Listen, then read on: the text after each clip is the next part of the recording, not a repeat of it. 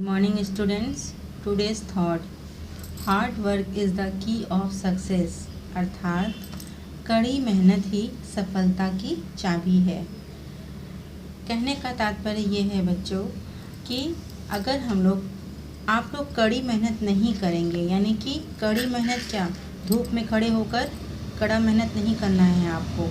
आपका जो वर्क दिया जा रहा है, रोज़ रोज़ जो पढ़ाया जा रहा है ऑनलाइन क्लासेस के अकॉर्डिंग, सब टीचर्स अपना अपना सब्जेक्ट पढ़ा रही हैं, तो वही वर्क आपको पूरा करना है अपनी कॉपी में भी और लर्न करना भी है। यही आपका इस समय सबसे बड़ी कड़ी मेहनत आपकी यही है। और यही मेहनत आप अगर करेंगे और जब स्कूल ओपन होगा तो आपको सब लर्न रहेगा, आपकी कॉपी में पूरा वर्क कंप्लीट रहेगा, तो आपको सफलता मिलेगी। यानी कि सफलता कब मिलेगी? उसी चीज़ का जब आपका टेस्ट होगा तो टेस्ट में आपके अच्छे मार्क्स आएंगे तो आप सफल घोषित किए जाएंगे। इसलिए कहा गया है कड़ी मेहनत ही सफलता की चाबी है। आज हम लोग पढ़ेंगे बच्चों हिंदी सेकंड में चैप्टर 6। चैप्टर का नाम है स्त्री पुरुष लिंग, मेल फीमेल जेंडर। इसके पहले हमने चैप्टर 5 में पढ़ा था संज्ञा यानी नाउन के बारे में पढ़ा था कि नाम क्या होता है। आज हम लोग पढ़ेंगे लिंग किसे हम फीमेल कहेंगे, किसे हम स्त्री कहेंगे, किसे हम पुरुष जाति में कहेंगे, उसका हमें आज ज्ञान करना है। ओके, तो लिंग बोलने से आप लोग को क्या समझ में आ रहा है बताइए। लिंग बोलने से ये पता चलता है कि वह किस जाति का है, तो उसी तरह हम लोग उन्हें संबोधित करते हैं। अगर वह पुरुष जाति का है तो हम लोग पुरुष जाति के अकॉर्डिंग ही उन्हें संबोधित करते हैं, वही उन्हें कहते हैं। और जो स्त्री जाति के होते हैं उन्हें हम स्त्री जाति के अकॉर्डिंग ही उन्हें संबोधित करते हैं। अब अगर हम दादी को दादी को अगर हम दादा कह दें और दादा को दादी कह दें तो ये नहीं सही है ना। तो हम लोगों को छोटे से ही सिखाया जाता है कि ये हमारी दादी हैं, यानी स्त्री जाति की हैं इसलिए वो हमारी दादी हैं, और वो पुरुष जाति के हैं इसलिए हमारे वो दादा हैं। तो ये चीज़ हमें शुरू से ही छोटे से ही हमें इस चीज़ का ज्ञान हो जाता है कि जो स्त्री जाति में होते हैं उसे हम स्त्रीलिंग कहते हैं, और जो पुरुष जाति के होते हैं उसे हम पुल्लिंग कहते हैं। ओके, आइए नीचे दिए गए चित्रों को ध्यान पूर्वक देखिए और वाक्यों को पढ़िए। दादी कहानी सुना रही हैं। दादी ये स्त्री जाति की औरत है इसलिए इन्हें दादी कहा गया है। ठीक है, औरत है और स्त्री जाति की इसलिए इन्हें दादी। और ये दोनों बच्चे हैं, इसमें एक स्त्री जाति की है लड़की और एक पुरुष जाति की, लेकिन यहाँ प्रधानता दी गई है दादी को यानी स्त्री जाति की। तो दादी कहानी सुना रही हैं। दादी यानी यह स्त्रीलिंग शब्द है। दादाजी पौधे को पानी दे रहे हैं। ये पुरुष जाति के हैं इसलिए इन्हें दादाजी कहते हैं। इन्हें दादी जी नहीं कहेंगे, इन्हें दादाजी कहेंगे। ओके,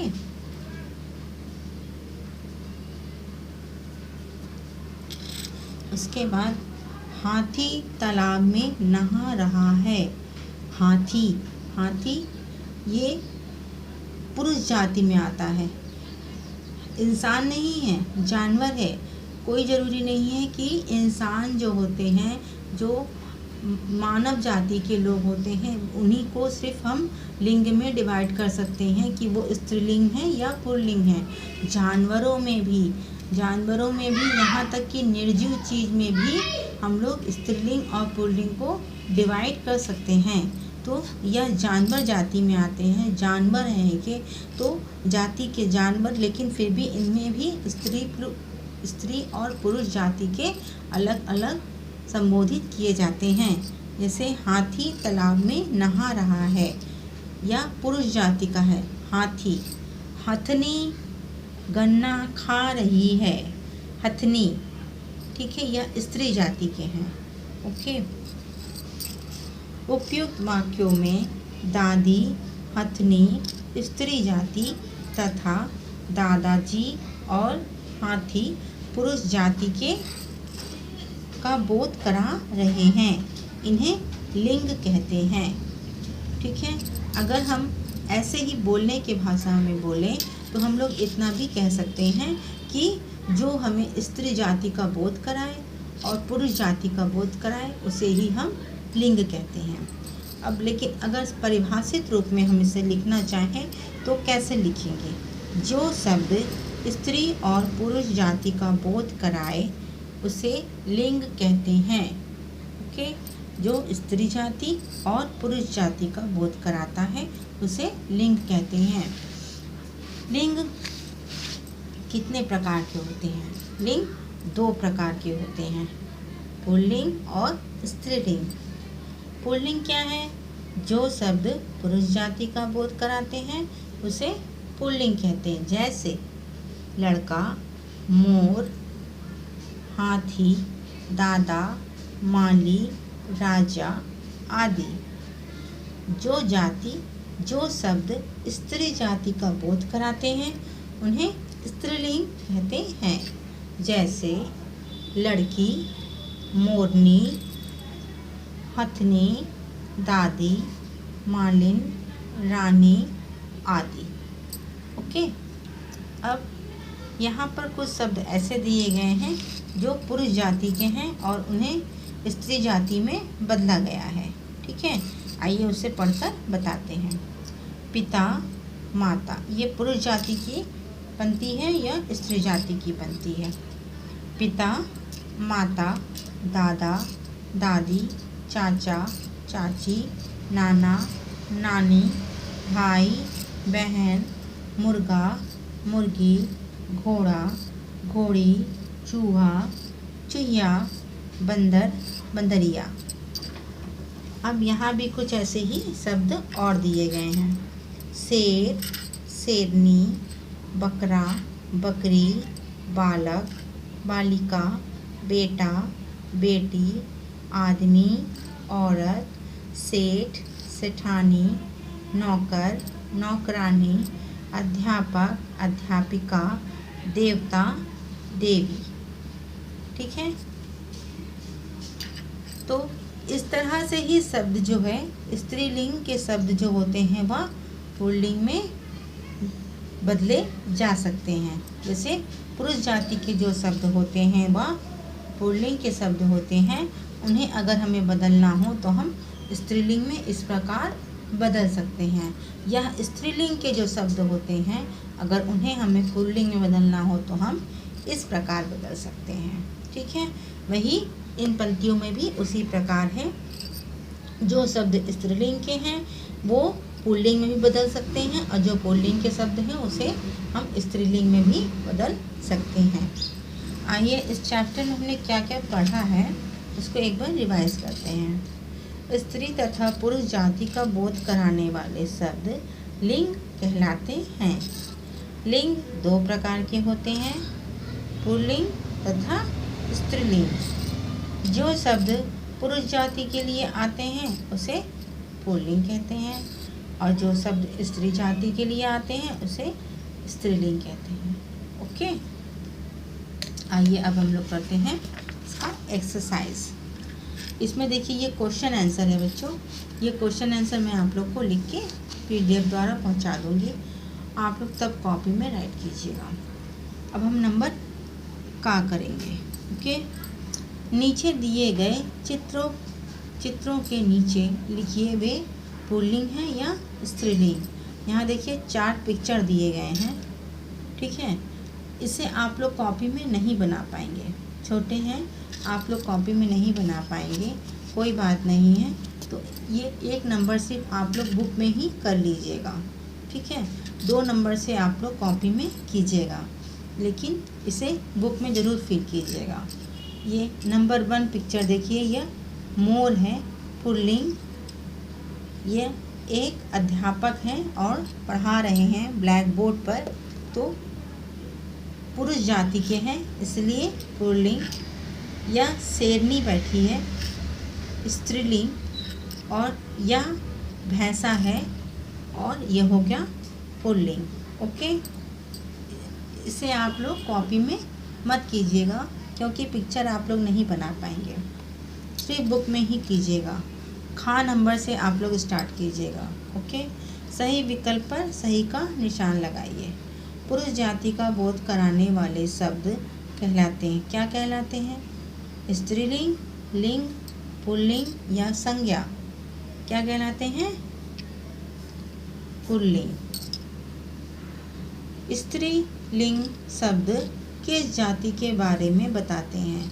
स्त्री जाति के, पुरुष जाति के, बालक जाति के या पशु जाति के? स्त्री जाति के। भाई शब्द का स्त्रीलिंग है क्या? माता, चाची, मामी या बहन? बहन। रानी शब्द का पुल्लिंग है? देवता, वर, राजा, बैल। राजा। रानी का राजा। ये भी कॉपी में आपको करना है। रंगीन शब्दों के लिंग बदलकर रिक्त स्थानों में पूर्ति कीजिए। अब यहाँ पर देखिए रंगीन शब्द हैं। ये रंगीन शब्द तो आप लोग नहीं बना पाएंगे, आप लोग कलरफुल पेंसिल तो आपके पास है नहीं, तो आप लोग क्या कीजिएगा, पेंसिल से करिएगा, पेंसिल से इसको भी लिखिएगा और इसके ऊपर हल्का सा कलर कर दीजिएगा। ओके, बिल्कुल लाइट कलर, जैसे आप इसको पेंसिल से लिखेंगे, आप इसमें हल्का पिंक कलर कर देंगे, हल्का ब्लू कलर कर दीजिए, हल्का येलो कलर कर दीजिए, अक्षर दिखाई पड़ेगा और शब्द भी रंगीन हो जाएगा। ओके, बकरा और डैश घास खा रहे हैं। अब बकरा से हमें लिंग बदलना है, तो बकरा का क्या होगा? बकरी। बकरा और बकरी घास खा रहे हैं।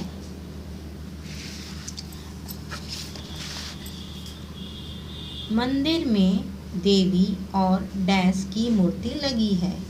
मंदिर में देवी और देवता की मूर्ति लगी है।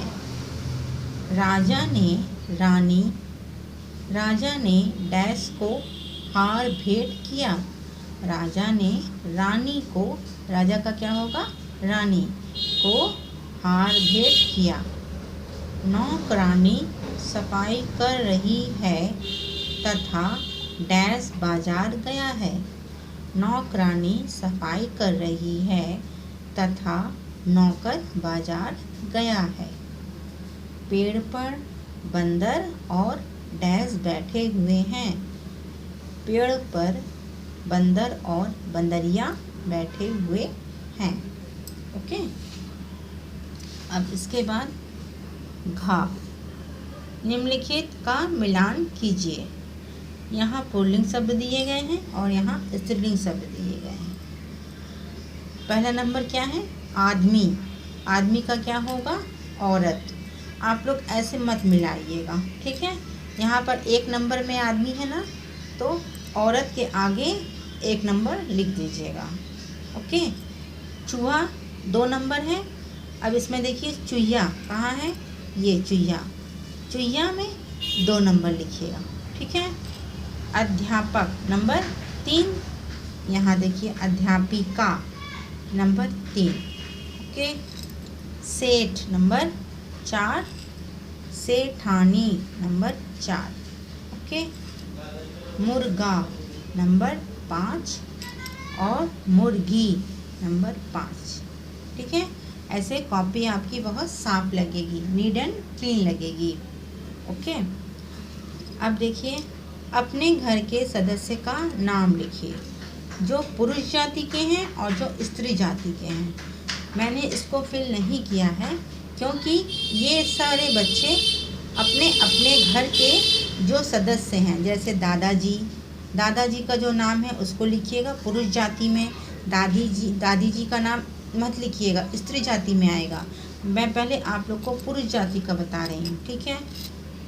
दादाजी का लिखिएगा, फिर अपने पिताजी का लिखिएगा, फिर चाचा जी अगर हैं तो चाचा जी का लिखिएगा, भाई का लिखिएगा, जितने भी भाई हैं उनका लिखिएगा, ठीक है? अब स्त्री जाति में आएगा, सबसे पहले दादी जी का नाम लिखिएगा, फिर मम्मी का नाम लिखिएगा, फिर अपना लिखिएगा और इसके बाद आपकी जितनी भी बहनें हैं उनका लिखिएगा, ठीक है, जो स्त्री जाति की हैं।